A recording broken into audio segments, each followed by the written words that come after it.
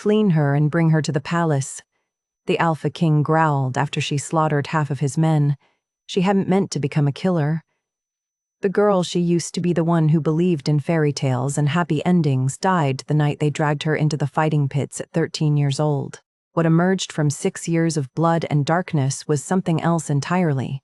Something efficient, something hollow. A weapon carved from a child's bones. 43 kills. She remembered every single face. And then came the raid. The Alpha King's forces storming the underground arena where broken wolves fought for the entertainment of masked nobles who would never know their names. She could have run. Should have run.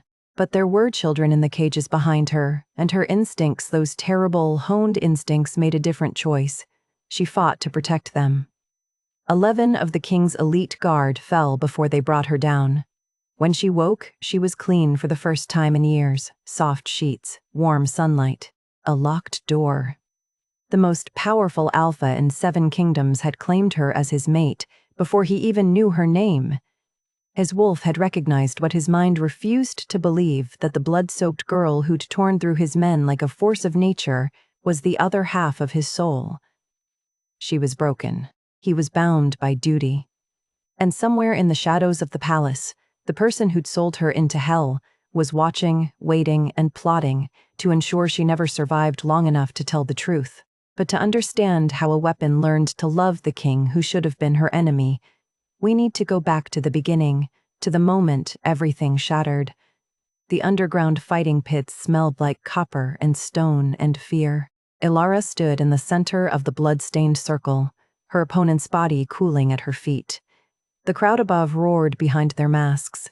Nobles who paid fortunes to watch wolves tear each other apart and never had to know the names of the dying. She felt nothing. That was the trick. Feel nothing. Be nothing. Let the wolf do what it had been trained to do and bury the girl who used to cry over broken birds. Her handler unlocked the cage door. The routine was always the same. Fight, win, return to the dark. Wait for the next time they needed a ghost. But tonight, something was different. Sirens screamed through the underground complex. Shouts echoed down the stone corridors, not the usual drunken cheers of betting nobles, but sharp commands in voices that expected to be obeyed.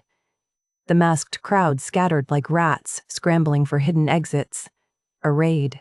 Her handler's eyes went wide with panic. He unlocked the main gate not to her cage, but to all of them. 20 fighters, starved and brutalized and trained to kill, suddenly free in the chaos. Distraction, he hissed, and then he ran. Ilara could have run too, should have run. The exit tunnels were right there, unguarded for the first time in 6 years. But she heard the children behind her. 3 of them, no older than she'd been when they dragged her down here, huddled in their cage, too small to fight, kept only for the nobles who liked to watch the young ones learn to bleed. The king's forces poured into the arena, 30 warriors in royal colors, weapons drawn, moving with the coordinated precision of trained soldiers. They weren't here to rescue, they were here to destroy. Ilara positioned herself between the advancing line and the cages. Her wolf rose without hesitation. It didn't ask permission anymore, it simply took over. The first guard went down before he saw her coming. The second managed to raise his sword. She broke his wrist and used his own momentum to slam him into the stone wall. The third, fourth, fifth, they fell like dominoes, and she moved through them like water, like smoke, like something that had stopped being human a long time ago. 11 guards.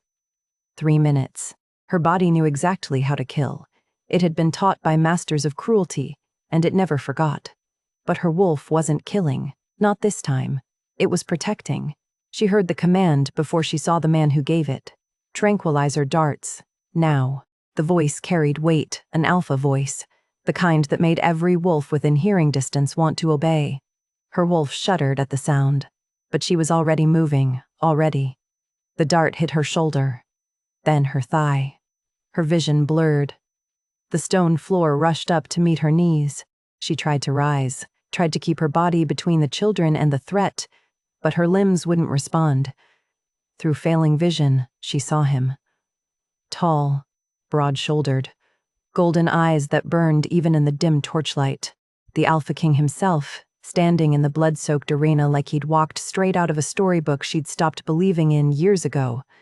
He was staring at her arms, at the 43 lines carved into her left forearm, her tally, her penance, her promise to remember every single person she'd killed.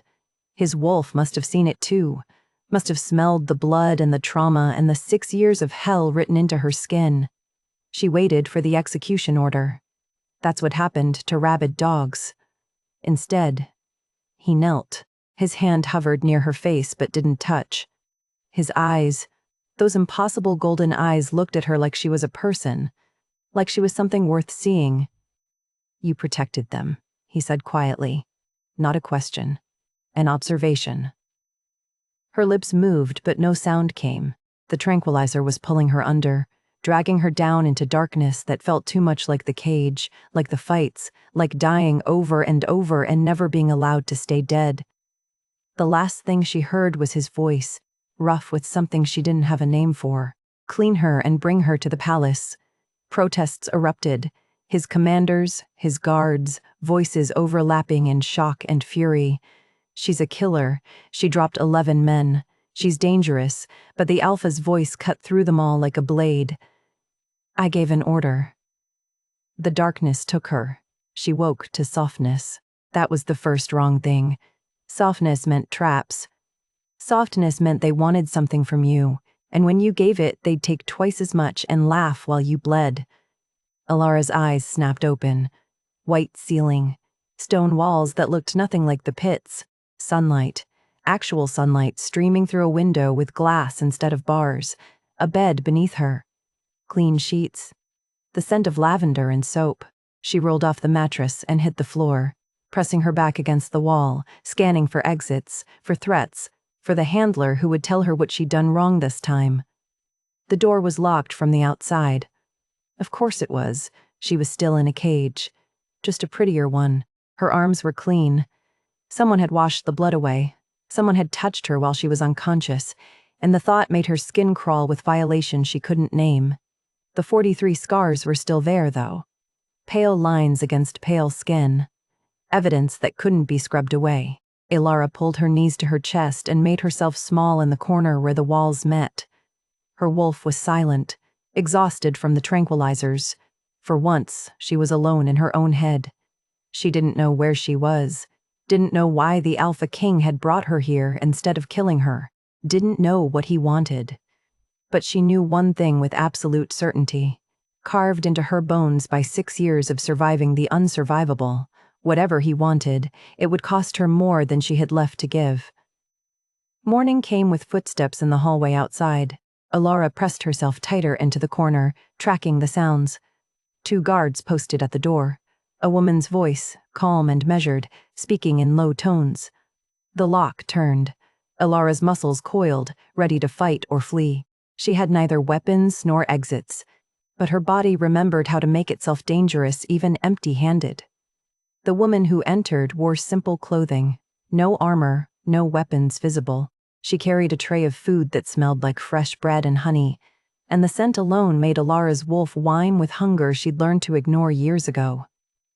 "My name is Maria," the woman said, stopping just inside the doorway. She didn't come closer, didn't reach for Alara, just set the tray on the small table near the bed and stepped back. "I'm the palace healer. No one here will hurt you."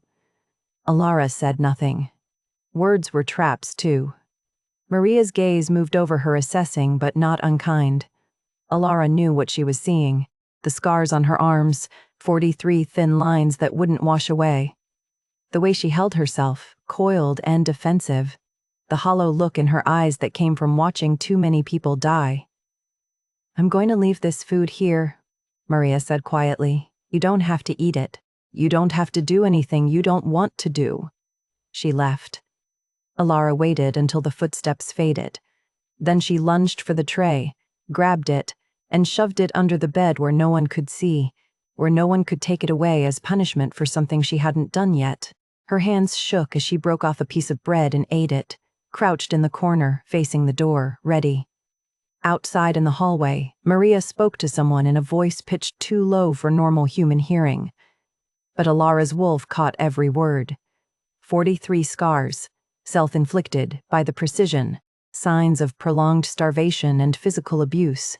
She's dissociating, barely present in her own body. A pause. Your Majesty, this girl isn't dangerous. She's destroyed. Can you help her? The voice that answered made Alara's wolf press against her ribs with sudden, inexplicable want. The Alpha King, here, outside her door. I don't know, Maria said. She's not a medical case. She's a survivor of something we don't have a name for. Silence stretched between them. Then, I'm going in. I don't think that's wise. I need to know her name. Balak turned again. This time, Alara recognized the scent that came with it.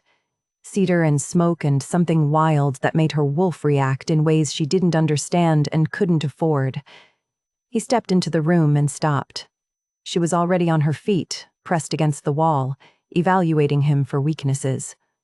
His throat, the inside of his wrists, the vulnerable points her handlers had taught her to target first.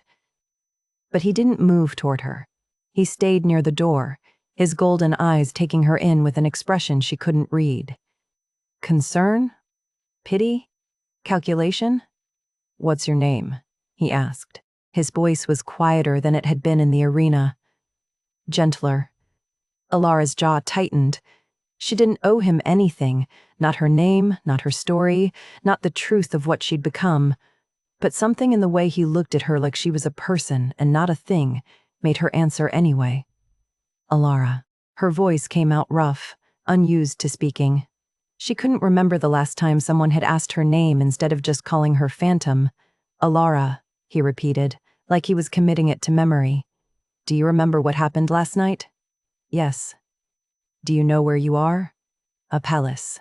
She watched his hands. If they moved toward a weapon, she'd know. A cage with better walls. Something flickered across his face. Pain, maybe, or recognition. You're not a prisoner. You're under my protection. Same thing. He took a breath, and she saw him choose his next words carefully. You protected those fighters. The children. You positioned yourself between them and my guards. Yes. Why? The question hung in the air between them. Alara didn't have an answer that wouldn't sound insane. Because her wolf had screamed at her to shield them. Because she'd been those children once. Small and terrified and convinced that no one would ever choose to save her. Because dying to protect someone felt cleaner than dying for entertainment. She said nothing. His wolf was there, just beneath his skin. She could feel it watching her, assessing her, wanting something from her she didn't know how to give. The pull between them was wrong, impossible, and it made her want to run or fight or do anything except stand here and let him see how broken she really was. He crossed to the table where Maria had left the tray. His movements were slow, deliberate, nothing like the guards who'd learned to move fast around fighters who might snap. He picked up a piece of fruit, an apple, red and perfect, and set it on the edge of the table within her reach, not handing it to her, not forcing proximity, just leaving it where she could choose. Eat, he said quietly. Sleep. No one will hurt you here. Then he left. Alara stayed frozen against the wall long after his footsteps faded. Her wolf was keening, pressing against her thoughts with confusion and longing, and something that felt dangerously close to hope. She grabbed the apple and retreated to her corner, eating it in small, careful bites while her mind worked through the impossibility of what she'd just felt. The Alpha King's wolf had recognized her, and hers had answered. That night, the dreams came. She was back in the pits, locked in the cage that was too small to stand in, listening to the screams of fighters in the ring above. Her hands were slick with blood that wouldn't wash away. Faces of the dead crowded around her, all 43 of them, speaking in voices she'd tried so hard to forget. You killed us. You're a monster. You deserve this. Alara woke screaming, thrashing against sheets that felt like restraints, her wolf clawing to get out, to fight, to... She hit the floor gasping, her nails scraping against stone as she tried to remember where she was. Palace, not the pits. Safe. No. Nowhere was safe. Down the hall, in chambers she didn't know existed, Darius sat bolt upright in his bed. The scream had cut through his sleep like a blade, and his wolf was throwing itself against his control, desperate to go to her, to comfort her, to fix whatever was breaking her from the inside. He pressed his palms against his eyes and forced himself to breathe. He couldn't go to her. Touch would destroy her, Maria had made that clear. The girl was barely holding herself together, and his presence would only make it worse. But his wolf didn't care about logic or healing timelines or the fact that she'd killed 11 of his best men. It only knew one word, primal and undeniable: mate. Darius reached for the bell pull that would summon his head of intelligence, Commander Garrett Stone. If he couldn't comfort her, he could at least find out who'd done this to her, and make them pay. 5 days passed before Maria convinced Darius to let Alara see the gardens. She needs sunlight, the healer had said. Air that doesn't smell like fear, something living that isn't her.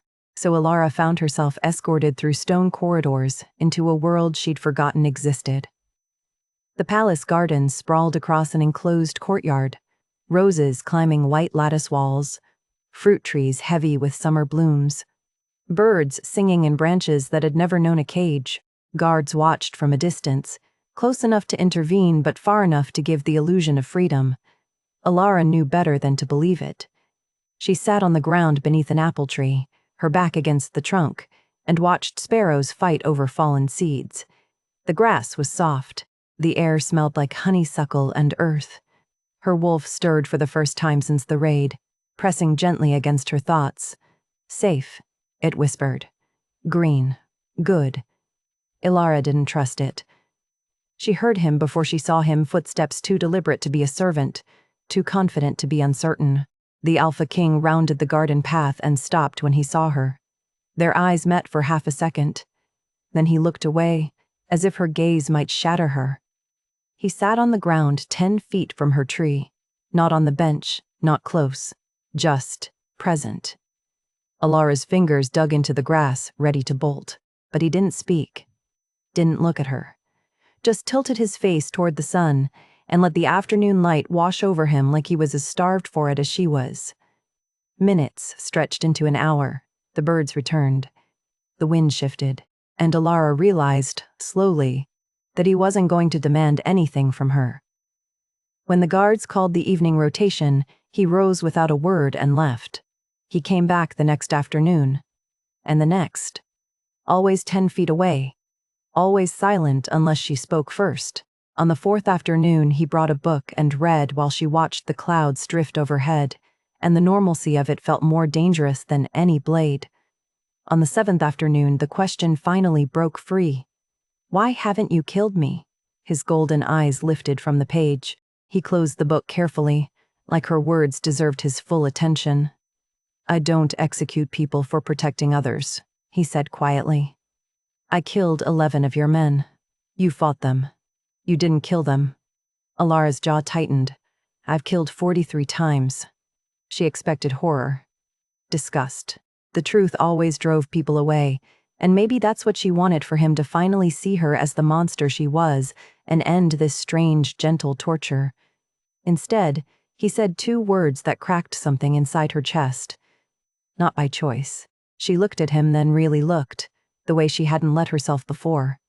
His jaw was strong, shadowed with stubble he probably didn't have time to shave properly. His hands were calloused, a warrior's hands, but they'd left food for her with such care. His eyes held something she didn't have a name for, something that saw past the scars and the blood and the broken parts. Her wolf lifted its head. Purr rumbled through her chest before she could stop it. Mate, her wolf breathed. Want safe. Horror flooded her veins. She shoved the feeling down, buried it deep where it couldn't touch her. Wolves mated for life. Bonds were sacred, permanent, and she was poisoned she'd destroy anything soft that tried to grow near her. But her wolf didn't care about logic. It strained toward him like a flower toward sun. I should go, she whispered, even though she made no move to rise. You're safe here, Darius said, for as long as you need.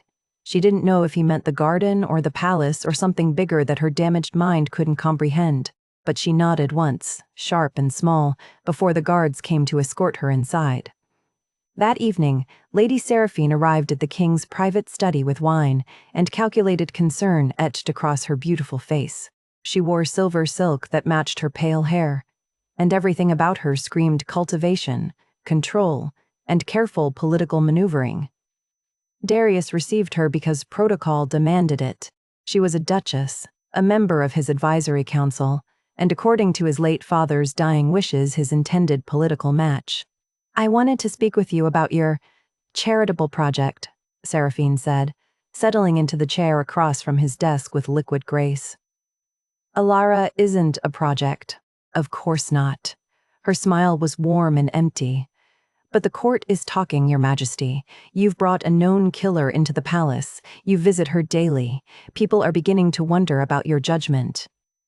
Darius's wolf growled low in his chest. He kept his face neutral. The girl was a victim. She's receiving care. Is she? Seraphine tilted her head, concern dripping from every word.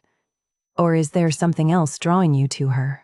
I've heard rumors about mate bonds, about wolves recognizing damaged goods as his alpha voice cut through the air like a blade. Careful. Seraphine went still. Every wolf in the palace would have felt that command, the weight of dominance that demanded submission. But she recovered quickly, smoothing her skirts with practiced ease. Forgive me, she murmured. I only worry for you. You carry so much already. The kingdom needs you strong, focused, and whole, not distracted by a girl who may never recover from what was done to her. She will recover. You sound very certain, for someone you barely know. Darius met her ice-blue eyes and saw the calculation there, the probing for weakness, the subtle manipulation that had always made his wolf uneasy around her even when his conscious mind trusted her counsel. I know enough, he said. Seraphine rose with a sigh that sounded almost genuine. I hope you're right. Because if she's dangerous, if she's unstable, the court won't forgive mercy that costs lives. She paused at the door. And neither will history. When she left, Darius sat alone in the gathering dark and asked himself why he was defending a girl who'd killed 11 of his best men. Why his wolf clawed at him every time someone suggested she was broken beyond repair.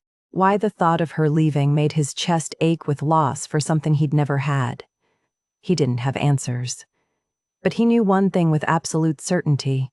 Anyone who tried to hurt Alara would go through him first.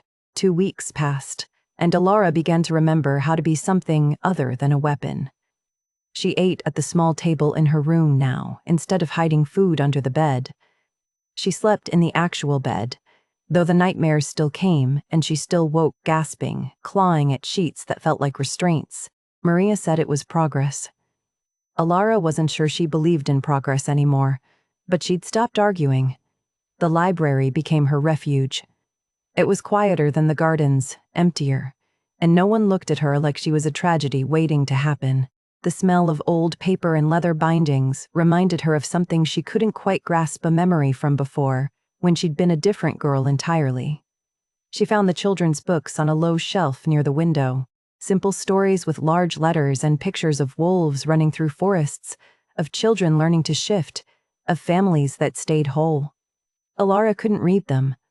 The handlers hadn't allowed education. Reading was for people, not weapons, but she traced the letters with her finger anyway, trying to make sense of the shapes, and told herself it didn't matter that she'd never know what the stories said. You're holding it upside down. She spun, dropping the book.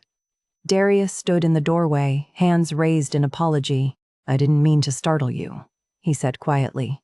May I come in? Alara's wolf lifted its head, instantly alert and far too interested. She ignored it and nodded once. He crossed to the window but didn't come closer to her. Just looked at the book she'd dropped, then at her face. The pits didn't teach you to read. It wasn't a question. Alara picked up the book and set it back on the shelf, shame burning hot in her chest. They didn't teach me anything useful for being human. Would you like to learn? She looked at him then, searching for mockery or pity. Found neither. Just that steady golden gaze that saw too much and somehow didn't look away. Why? Because you want to, he said simply, and because I can help. Alara wanted to say no, wanted to walk away before this thing between them grew into something she couldn't control. But the idea of understanding those stories, of knowing what words looked like when they weren't, screamed commands or betting odds. "Yes," she whispered. So he came to the library every evening after court sessions and council meetings. He'd bring a book, sit across from her at the reading table, and teach her letters the way someone might teach a child. Patient, never frustrated when she struggled, never making her feel small for not knowing. He read to her first simple folk tales about brave wolves and clever foxes, and his voice washed over her like warm water, soothing parts of her she hadn't known were still raw. Then she'd practice, sounding out words while he waited, never rushing, never judging. 3 nights in, their hands touched over a book. Alara froze. Her wolf surged forward, pressing against her ribs, flooding her with sensation, warmth, want, the desperate need to lean into that touch and never let go. But she didn't flinch, didn't pull away. His fingers were warm, calloused, real. Darius went very still. When he spoke, his voice was rougher than usual. "May I move closer?" She should say no. Should protect them both from the inevitable disaster of letting him in. But her wolf was singing, and she was so tired of being alone. She nodded. He shifted his chair until he sat beside her instead of across from her, close enough that she could smell cedar and smoke, could hear his heartbeat, could feel the heat radiating from his body. Her wolf whined, desperate and confused. "Want," it whispered. "Ours. Safe." Alara's hands shook as she turned the page. She tried to focus on the words, on the story about a lost wolf finding her way home, but all she could feel was him, the impossible pull, the certainty that something was happening between them that she didn't understand and couldn't stop. "Why hasn't your wolf marked anyone?" The question escaped before she could stop it. Darius's jaw tightened. "I haven't found my mate." "What does that feel like? When you do?" He was quiet for a long moment. Then he set down his own book and turned to face her fully.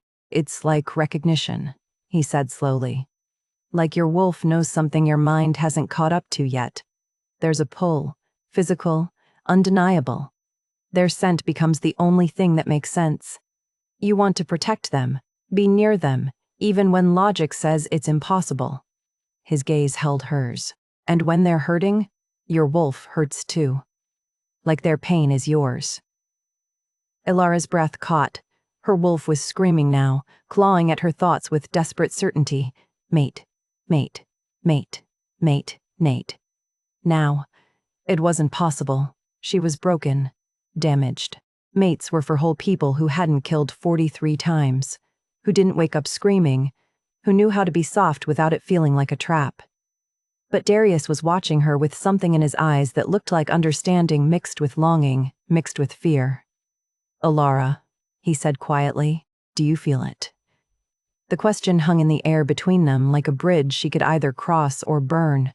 She stood abruptly, the chair scraping against stone. Her wolf was howling, begging her to stay, to tell him yes, to accept what they both knew was true. "I have to go, Ilara." But she was already running, fleeing the library like it was a cage, like his kindness was a weapon, like the impossible truth wouldn't follow her no matter how fast she moved. She made it to the garden before her legs gave out, sank to the grass beneath the apple tree where they'd first sat together, where he'd shown her that silence could be gentle instead of threatening. Her wolf was in agony, and so was she. Because she knew exactly what she felt, had known since that first moment in the blood pits when his scent cut through the copper and fear and made her wolf wake up for the first time in years. Mate. But mates were supposed to be equals, partners, and she was a killer with blood on her hands and nightmares that wouldn't end, and nothing to offer him except the certainty that she'd destroy anything good she touched. Alara pressed her forehead to her knees and tried to remember how to breathe. In her private study 3 floors above, Lady Seraphine set down the investigator's report with hands that trembled with fury. Alara, daughter of Marcus and Isla Thorne. The couple who'd tried to expose the Vale family's illegal trade network 15 years ago. The couple Seraphine had framed for treason and executed to protect her empire. The girl she'd personally sold to the pits to bury the connection forever. And now she was here, in the palace, stealing the king's attention, awakening a mate bond that would give her power Seraphine had spent years positioning herself to claim. Seraphine's fingers curled around the parchment, crumpling evidence she'd have to destroy. The girl had survived too much already, but survival only lasted until someone decided it was time for you to die. The palace rooftops were forbidden to everyone except the guards who patrolled the battlements. Alara didn't care.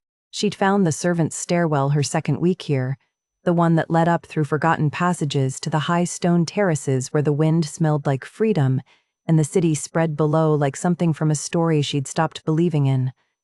Tonight, she needed the sky, needed space that didn't close in on her, needed air that didn't carry his scent or the impossible weight of what her wolf kept whispering. Mate. She sat on the ledge with her legs dangling over empty air, 4 stories of stone between her and the gardens below. The drop didn't scare her. She'd survived worse than falling. Alara. His voice came from behind her, quiet and careful, not a command, just her name, spoken like a question he was afraid to ask. She didn't turn. How did you find me? I followed your scent. Footsteps crossed the terrace but stopped well back from the ledge. May I stay? She should say no. Should send him away before she said something that would ruin the fragile safety they'd built between them. But her wolf was already settling at the sound of his voice, and she was too tired to fight it. Yes, the silence stretched between them, broken only by wind and the distant sounds of the city below. Alara traced the 43 scars on her arm, counting them again the way she did every night, reminding herself what she was, what she'd done. I need to tell you something, she said finally. The words came out rough, scraped raw. About the pits. About why I was there. You don't have to. I do. She turned to face him then, and the moonlight caught his features, the strong jaw she wanted to touch, the golden eyes that saw too much, the throat her wolf strained toward with desperate certainty. You deserve to know what you're trying to save. Darius took a step closer. Then another, moving like he was approaching something wild that might bolt. May I sit with you? Alara nodded. He crossed the remaining distance slowly, asking permission with every movement, and settled onto the ledge beside her. Close enough that she could feel his warmth, far enough that she could breathe. The confession spilled out of her like poison she'd been holding too long. She told him about the handlers who bought children from desperate families or stole them from the streets, about the cages too small to stand in, about the training that beat the humanity out of you until all that was left was survival and the wolf's instinct to kill or be killed. She told him about the masked nobles who came to watch and place bets, who cheered when fighters died spectacularly and complained when the matches ended too quickly. She told him about the 43 people she'd killed because refusing meant her own death, and dying meant the children in the cages behind her would have no one to share their food rations or whisper that it would be okay, even though it wouldn't. I'm broken, she whispered. Mate bonds are for whole people, for ones who don't wake up screaming, for ones whose hands aren't stained with blood that won't wash away. Her voice cracked. I'll only destroy you. Darius was quiet for a long moment. Then he shifted, turning to face her fully. May I come closer? Her wolf whined, desperate. Alara managed a nod. He moved toward her slowly, inch by careful inch, until he knelt on the ledge beside her. His eyes held hers, golden and certain and utterly unafraid of what she'd just confessed. You survived hell, he said quietly, and you still chose to protect others. You shared food when you were starving. You shielded children when you could have run. You fought my guards to save prisoners you didn't even know. His hand lifted, hovering near her face. That's not broken, Alara. That's strength. Her breath caught. Her wolf was singing, pushing against her ribs with want so fierce it ached. May I touch you? He asked. Your face. Just may I? She should say no, should protect them both from the inevitable disaster. But she whispered yes instead, and his palm cupped her cheek with devastating gentleness. Warmth flooded through her. His skin was rough with calluses, but his touch was soft, careful, like she was something precious instead of something ruined. Alara leaned into it without meaning to, starving for kindness she didn't deserve, and her wolf purred so loudly she knew he must feel it. His thumb traced her cheekbone. His gaze dropped to her lips and stayed there. "May I kiss you?" The question came out rough, uncertain. "Please." Alara's chest constricted. "I don't know how." The handlers had never taught her softness, only survival, only violence, only how to take and break and end things. "Neither do I," Darius said. "Not like this, not with someone who matters." He leaned in slowly, giving her every chance to pull away. She didn't move, couldn't move, could only watch as his face came closer, as his breath ghosted across her lips, as the space between them disappeared. The kiss was soft, tentative, nothing like the brutal claiming bites she'd seen in the pits. He pressed his lips to hers with careful reverence, asking instead of taking, and something inside her chest cracked open. Her wolf sang. Her hands found his shirt, fisting in the fabric to keep herself grounded. He tasted like cedar and smoke and safety. And when his free hand came up to cradle the back of her head, Alara made a sound she didn't recognize, something broken and desperate and achingly human. They pulled apart for breath. His forehead rested against hers. His hands stayed gentle, holding her like she might shatter. "Alara," he whispered. Then she remembered. The blood under her nails, the 43 deaths, the fact that she was poison, and poison destroyed everything it touched. She pulled back sharply, breaking contact. Pain flashed across his face. "Why?" "Because I'll ruin you." Her voice broke. "Because mate bonds are sacred and I'm contaminated, damaged, wrong." "You're not. I killed 43 people, Darius. The truth hung between them, brutal and undeniable. I felt them die. I carry them with me. How can you want someone like that?" He didn't look away, didn't flinch, just held her gaze with steady certainty that made her chest ache. "I'll wait," he said quietly. "For what? For you to see yourself the way I see you." He stood slowly, giving her space. "I'm not going anywhere, Alara, and I'm not afraid of your scars. When you're ready, if you're ever ready, I'll be here." He turned to leave, stopped at the door, looked back. "You're not contaminated. You're a survivor, and that makes you the strongest person I've ever known." Then he was gone. Alara sat alone on the ledge with the taste of him still on her lips and her wolf keening with loss. But for the first time in 6 years, she believed that maybe she could be something more than the phantom. Maybe she could be Alara again. And tomorrow, she would tell him the rest. About her parents, about the treason that had started everything. No more secrets between them. Tomorrow, she would be brave. Dawn came with the smell of bitter almonds. Alara woke to find the breakfast tray already sitting on her table. Bread, honey, fresh fruit, and tea steaming in a delicate porcelain cup. Someone had been in her room while she slept. The thought sent ice through her veins. She approached the tray slowly, her wolf already bristling with unease. The scent hit her before she touched anything. Underneath the honey and chamomile, there was something else. Chemical, sharp, familiar, nightshade extract. The handlers had used it in the pits when fighters became too difficult to control. A few drops in their water, and they'd fall asleep and never wake up. It looked like illness, like the body had just given up. Alara's hands shook as she stepped back from the tray. Someone had tried to kill her, someone with access to her chambers, someone who wanted it to look like suicide. She had to find Darius, had to warn him that the palace wasn't safe, that whoever had done this could come for him next. Alara yanked open her door and ran straight into 2 guards she didn't recognize. "Miss Alara," the taller one said, his hand on his sword hilt. "You need to return to your chambers. I need to see the king. That's not possible right now." Her wolf snarled. Something was wrong. These weren't her usual guards, the ones who'd learned to give her space, who nodded at her in the gardens. These men looked at her like she was a threat. "Someone poisoned my breakfast," she said, fighting to keep her voice steady. "I need to speak with—" "We've been informed you attacked a servant this morning," the second guard interrupted. You're to remain in your chambers until the king can address the situation. What? I didn't attack anyone. I just woke up. But they were already moving, backing her toward the door. Alara's breath came faster. The walls were closing in.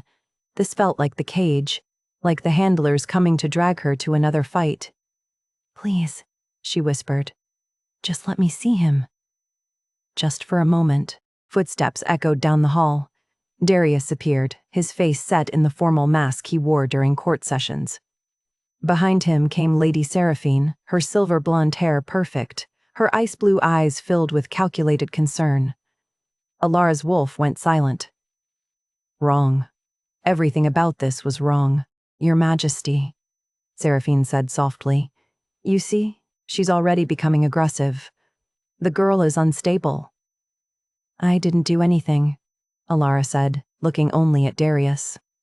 Someone poisoned my tea. I recognized the scent nightshade extract, the same thing the handlers used in the pits. You're claiming someone tried to poison you. Seraphine's tone dripped with sympathy that felt like venom. Or are you trying to deflect from attacking an innocent servant? I didn't. Enough. Darius's voice cut through the hallway like a blade. His eyes met Alara's, and she saw the war there, his wolf clawing against his duty, his need to protect her warring with something else. Fear. Political pressure. The weight of being king. Seraphine moved closer to him, her hand resting gently on his arm. The mate bond can cloud judgment, she murmured. We've all seen it. She's damaged Darius, perhaps beyond repair. And keeping her here, giving her freedom to wander the palace, it's putting everyone at risk. Alara's wolf bristled, claws sliding free without her conscious command. The partial shift happened in a heartbeat defensive, instinctive, exactly what she'd been trained to do when cornered. The guards drew their swords, and Darius looked at her like she'd proven Seraphine right. Stand down, he said quietly, not to the guards, to her. Alara forced her claws to retract, forced her wolf back down. But the damage was done. She'd shifted, in front of witnesses. While being accused of violence, it looked exactly like aggression. Your Majesty, one of the guards said. She's a danger to the palace, to you. Darius closed his eyes. When he opened them again, something in his expression had shuddered. The man who'd kissed her on the rooftop was gone. This was the Alpha King, making a political choice. Confine her to her chambers, he said. Double the guards. No one enters or leaves without my explicit permission.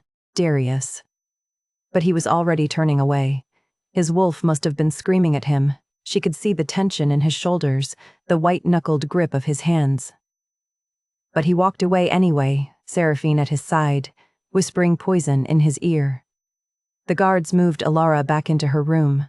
The door locked with a heavy click.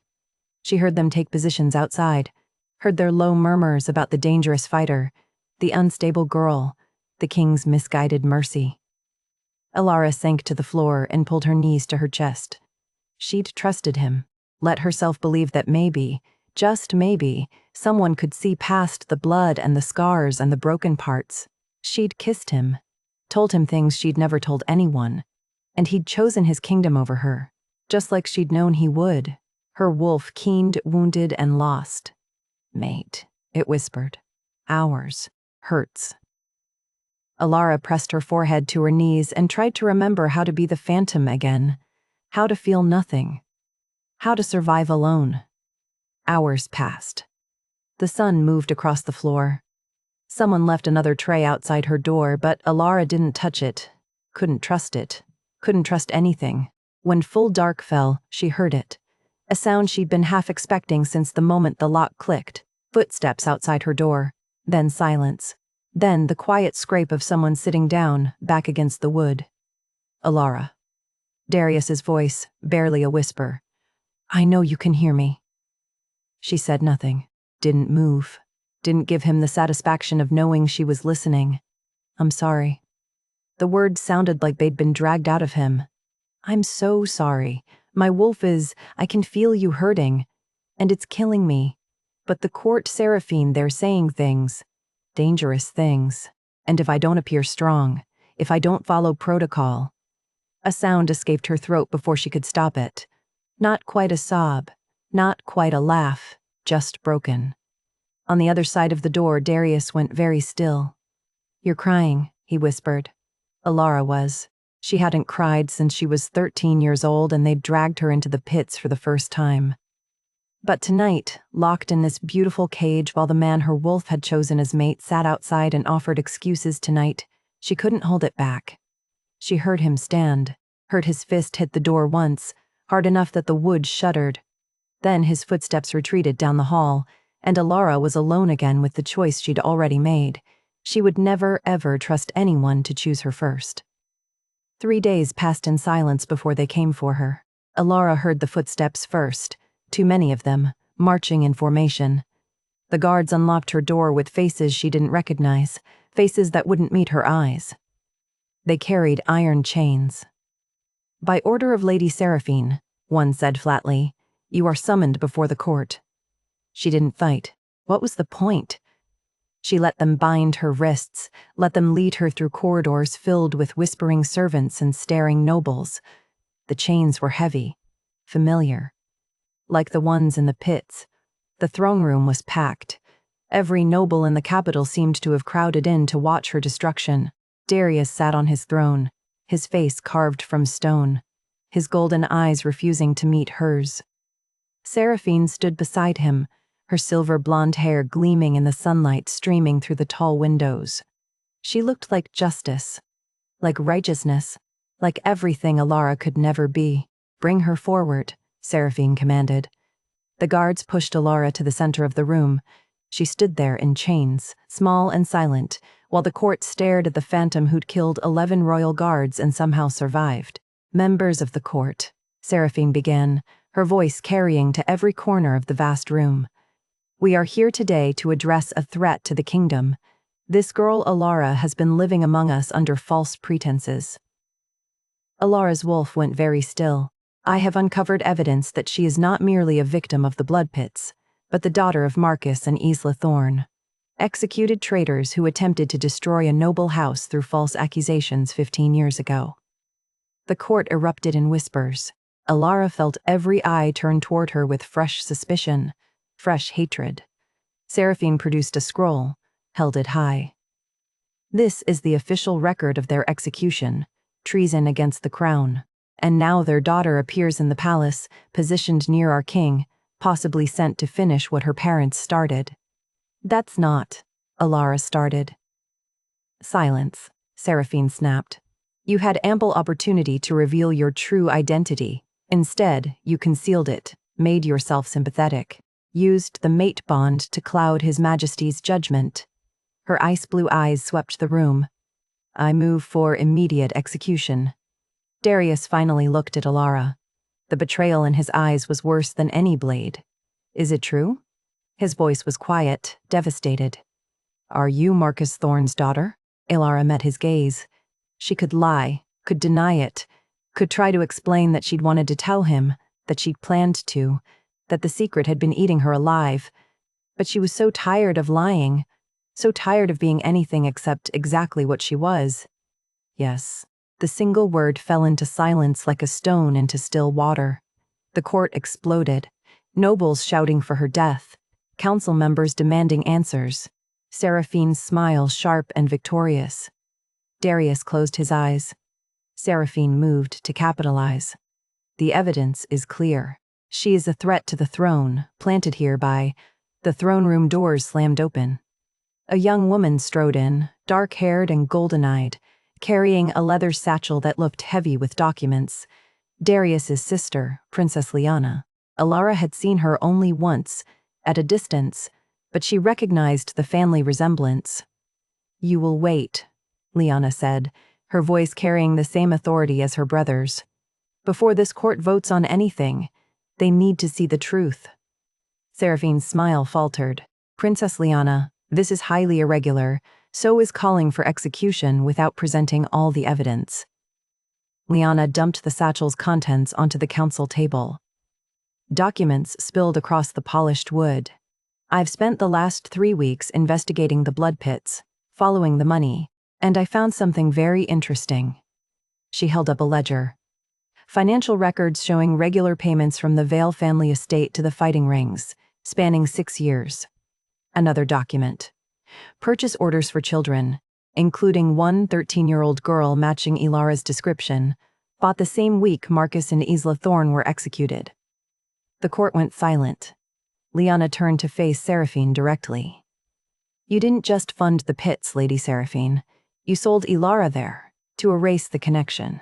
Because her parents weren't traitors, they discovered your family's illegal trade network and tried to expose it. Seraphine's face went white, then red. This is absurd. Those documents are clearly forged. They're verified by the Royal Archives, Liana said coldly, complete with your family seal. The court erupted again, but this time the anger was directed elsewhere. Nobles backing away from Seraphine, council members staring at the evidence, Commander Garrett Stone, captain of the guard, moving to block the exits. Seraphine saw the trap closing. She grabbed a knife from a nearby guard's belt and lunged not toward Liana or Darius, but toward the nearest servant, a young girl frozen in terror. Ilara moved. The chains made her slow, but her wolf was faster. She shifted mid-stride, claws extending, and intercepted Seraphine before the blade could reach the girl. Not to kill, not to maim, just to disarm and restrain, pinning the woman to the floor while the knife clattered away harmless. Even now, even chained and accused and betrayed, she still chose to protect. Darius stood. His voice cracked like thunder. Seize her, now. Guards swarmed Seraphine. She struggled, screaming about lies and treason and conspiracies, but they dragged her away in chains far heavier than Ilara's.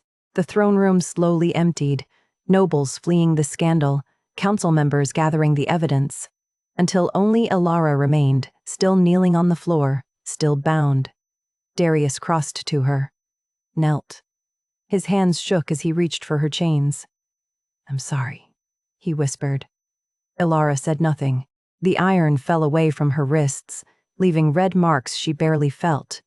He'd chosen politics over her. Again. Even when she'd been telling the truth, even when she'd been the victim, he'd looked at her with suspicion first. Ilara, please, look at me. His eyes were full of anguish and regret, and a desperate plea for forgiveness she wasn't sure she could give. Will you walk with me? He asked quietly. Not a command, a request. Just for a moment, please. Her wolf whined. Mate, it whispered. Hurts. Ours. Ilara stood. Her wrists ached where the chains had been. Her trust had been shattered twice now, and she didn't know if it could be repaired. But she nodded anyway, because despite everything, she still wanted to hear what he had to say. He brought her to the garden where they'd first sat together, the apple tree where he'd taught her that silence could be gentle, where she'd asked why he hadn't killed her, and he'd given her the first answer that made her think, maybe, just maybe, she could be more than the phantom. The late afternoon sun cast golden light across the grass. Birds sang in the branches. Everything looked exactly the same as it had weeks ago, when she'd been broken but beginning to heal. Now she was just broken again. Darius stopped beneath the tree but didn't sit. He stood with his hands clenched at his sides, his jaw tight, his golden eyes full of anguish that matched the ache in her chest. I'm sorry, he said. The words came out raw. For doubting you, for choosing politics over you, for not protecting you when you needed it most. Ilara wrapped her arms around herself. The marks from the chains were still red on her wrists. You're a king first, she said quietly. I understand that. That's the problem. He turned to face her fully. I've spent my entire life being told that the crown comes before everything, that duty matters more than desire, that a good king sacrifices his own happiness for the stability of his kingdom. His voice cracked. My father raised me to believe that caring about anything too much made me weak. That love was a liability. He took a step closer, not close enough to touch, just close enough that she could see the war in his eyes. So when Seraphine said you were dangerous, when the court demanded I lock you away, I chose what I'd been trained to choose, the politically safe option, the one that protected my throne. He closed his eyes, and it made me weak in the only way that actually matters. It made me fail you. The breeze carried his scent cedar and smoke, and something uniquely him that made her wolf lift its head with desperate hope. Alara. He opened his eyes, and they were blazing with emotion he'd never let himself show in public. I love you, not because of the mate bond, not because my wolf recognized you. I love you because you're the strongest person I've ever known, because you survived hell and still chose kindness, because you protected children when you could have run, because you looked at me like I was worth saving, even when you'd been taught that nothing good lasted. Her chest felt too tight. Her wolf was keening. You deserve someone who will choose you first, he said, every single time.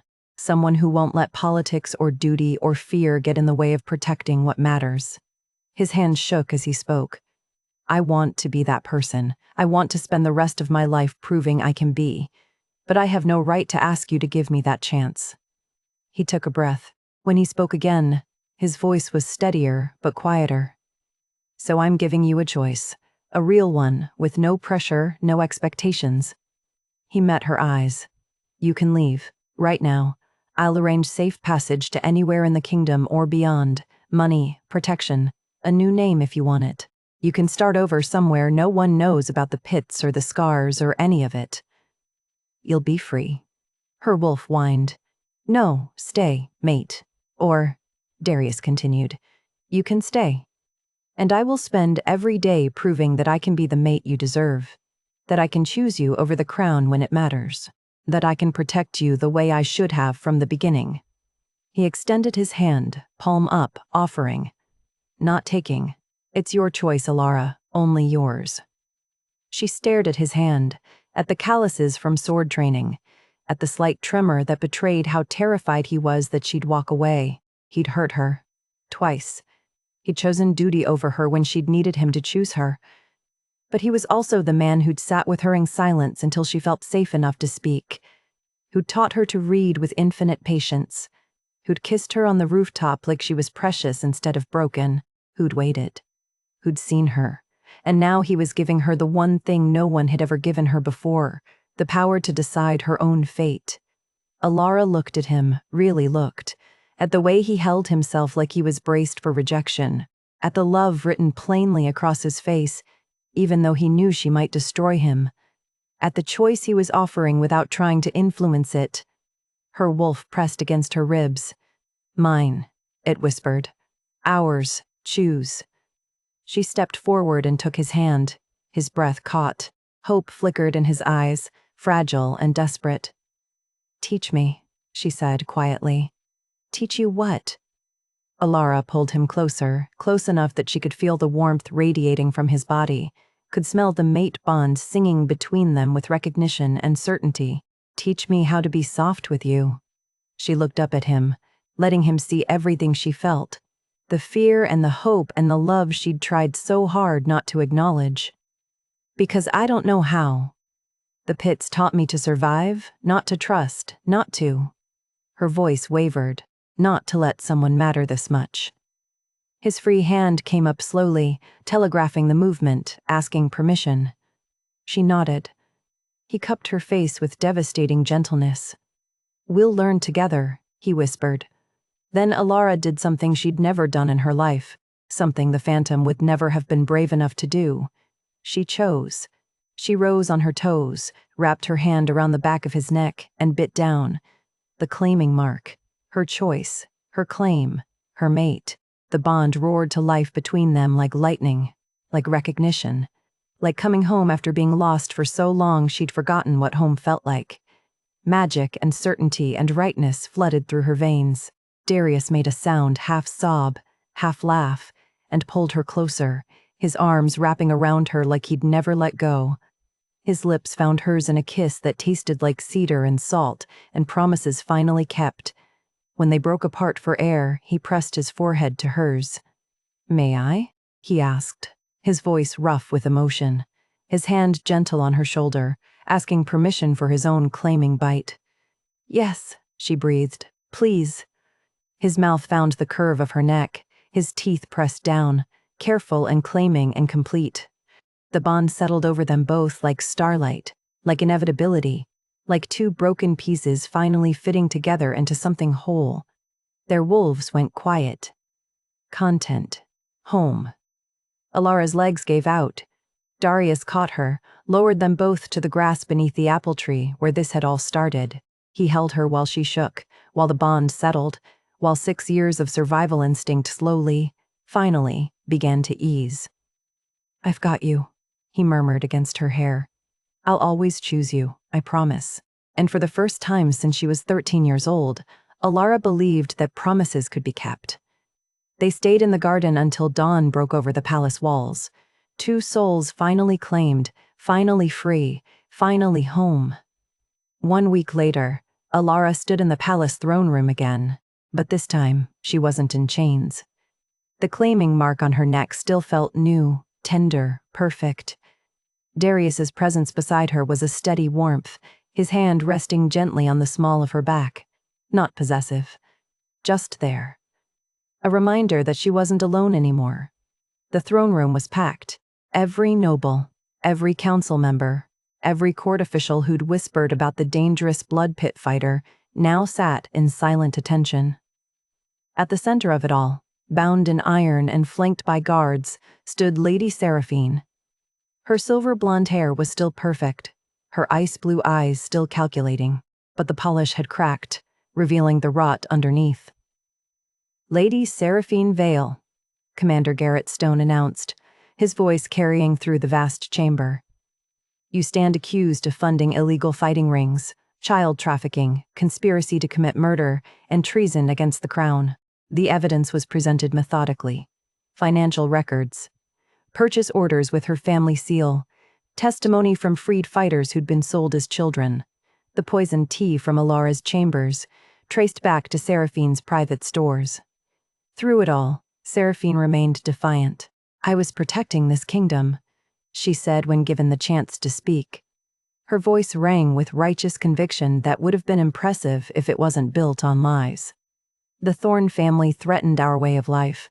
They tried to destroy noble houses with false accusations. I did what was necessary to preserve order. By selling their 13-year-old daughter to be tortured for profit." Darius's voice was cold, controlled fury. "Explain how that preserved order, Lady Seraphine." Her jaw tightened. The girl was a liability, a traitor's child who could have. "The girl has a name," Alara said quietly. The throne room went silent. Every eye turned to her. She felt the weight of their stares, some curious, some sympathetic, some still suspicious. A month ago, that attention would have made her want to run, to disappear, to become the phantom who felt nothing. But Darius's hand pressed gently against her back, and her wolf hummed with contentment, and she realized she wasn't afraid anymore. "My name is Alara," she continued, stepping forward, "and I'd like to testify." Darius nodded to the court recorder. Alara took a breath and began. She told them about the pits, about cages too small to stand in, and handlers who broke children until only weapons remained. About the masked nobles who came to watch and bet on which fighter would die most spectacularly. She spoke about being 13 years old and learning that refusing to kill meant your own death. That the only way to protect the younger children was to become exactly what the handlers wanted. She told them about the 43 people she'd killed. Not to shock them, not to gain sympathy, but because those deaths mattered, and the court needed to understand what Seraphine's empire had cost. "I remember all of them," Alara said, her voice steady. "Their names when I knew them, their faces. The moments they stopped breathing." She looked directly at the nobles who'd gone pale, who were shifting uncomfortably in their seats. "Some of you were there. I can smell you. I know your scent." Panic flickered across several faces. A duchess in the third row, 2 lords near the back, a merchant prince who'd claimed ignorance. "I'm not here for revenge," Alara said. "I'm here to make sure it never happens again." She turned to address the full court, and her voice strengthened with purpose that had nothing to do with being the phantom and everything to do with being herself. "I demand the immediate destruction of all fighting rings in this kingdom. I demand that every freed fighter receive restitution and access to healers who understand trauma. I demand that the noble houses involved in funding, attending, or profiting from the pits be stripped of their titles and their wealth redistributed to the survivors they helped destroy. Nobles shouting that it was too harsh, too extreme, that she couldn't prove who had attended. Darius stood. His alpha voice cut through the chaos like a blade. Silence. Every wolf in the room felt the command. The shouting stopped. "These demands are not negotiable," Darius said. His golden eyes swept the court with absolute authority. "They will be enacted immediately. Any noble family who objects will be investigated for their involvement. Any who are found complicit will face the same sentence as Lady Seraphine." He looked at Alara, and his expression softened just slightly. Pride. Love. Partnership. "My mate has spoken," he said, "and I support every word." The vote was called. Seraphine was sentenced to life imprisonment in the kingdom's most secure facility. The reforms passed with only 3 dissenting votes, all from families whose financial records were already being examined. When the formal proceedings ended, Darius rose and extended his hand to Alara. She took it, and he pulled her to stand beside his throne rather than below it. "There is one more matter," he announced. "Alara has been formally recognized as my mate through the sacred claiming bond. As such, she is your queen. Any who wish to challenge this may speak now." One nobleman, elderly, traditional, his face twisted with disapproval, stood. "Your Majesty, with respect, the girl has no noble blood, no training, no—" He stopped. Because Alara had turned to look at him. She didn't say anything, didn't threaten, didn't even shift. She just met his eyes with the steady, unflinching gaze of someone who had survived 6 years in hell and come out stronger for it. Someone who had protected children at 13. Someone who had chosen mercy over vengeance, even when vengeance would have been easier. The nobleman looked away first, sat down, said nothing more. No one else challenged her claim. Darius took Alara's hand and raised it before the court, binding them not just as mates but as partners who would rule this kingdom together. His thumb brushed over her knuckles, a small, private gesture of affection that only she would notice. She squeezed back, her wolf content and complete, and realized something that would have terrified the phantom but filled Alara with quiet strength. She was home, and she was no longer afraid of what tomorrow would bring. 2 years had passed since the trial, and the palace gardens had become something new. They were called the sanctuary now. What had once been ornamental roses and manicured lawns was now a training ground, a healing space, and a home for those who'd survived what Alara had survived. Former blood pit fighters served as the king's elite guard, not because they were forced, but because they'd chosen to protect rather than destroy. Children played on the grass where Alara had once sat alone, learning to trust silence. She stood at the center of it all, watching a group of young survivors practice defensive stances. Not to kill, not to entertain, just to reclaim their bodies as their own. The tally scars on her left arm were still visible. 43 lines she'd never tried to hide. They were part of her story, and her story had helped rewrite the kingdom's laws. Shelters in every major city. Healers trained in trauma. A standing offer. Any child sold, any person caged, any survivor who needed safety, they had a place here. Darius governed with her council now. The court had learned quickly that their queen understood suffering in ways that made her both compassionate and immovable. When she spoke, even the most stubborn nobles listened. Queen Alara. A small voice cut through her thoughts.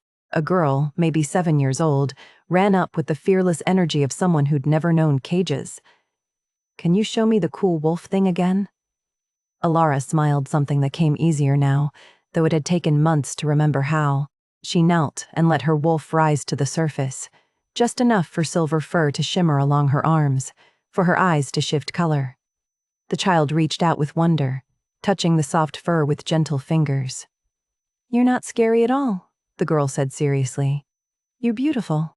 Something in Alara's chest loosened. A knot she hadn't known was still there. Across the garden, Darius watched her with an expression that made her wolf purr. Even after 2 years, he still looked at her like she was the most extraordinary thing he'd ever seen, like choosing her had been the easiest decision he'd ever made. Alara shifted back, ruffled the child's hair, and crossed to where her mate stood in the shade of the apple tree where this had all begun. "What?" she asked, seeing the look on his face. "Just admiring my wife," he said softly. "My queen, my partner, your mate," she added, reaching up to touch the claiming mark on his neck that matched the one on hers. He caught her hand, pressed a kiss to her scarred wrist. "Always." Then he pulled her close and kissed her in front of everyone. The guards, the children, the survivors, the court officials who'd learned to expect such displays from their king and queen. A kiss that tasted like safety and home, and promises kept. When they pulled apart, Alara rested her forehead against his. "Thank you for waiting," she whispered. "I'd wait 1,000 lifetimes," he whispered back. Their wolves went quiet, content, complete. The palace stood strong against the sky. The gardens bloomed with life and laughter, and the queen who had once been a weapon now taught others that survival was only the beginning. That after surviving, you could heal, and after healing, you could finally, truly live. Thank you so much for listening to Alara and Darius's story. If it moved you, I'd love to hear your thoughts in the comments below. And if you enjoyed this journey, please consider following for more stories of love, healing, and second chances. You can find the full collection on Spotify, or just stay right here for the next tale. Remember, you are not the worst thing that ever happened to you. You are every brave choice you made to survive it.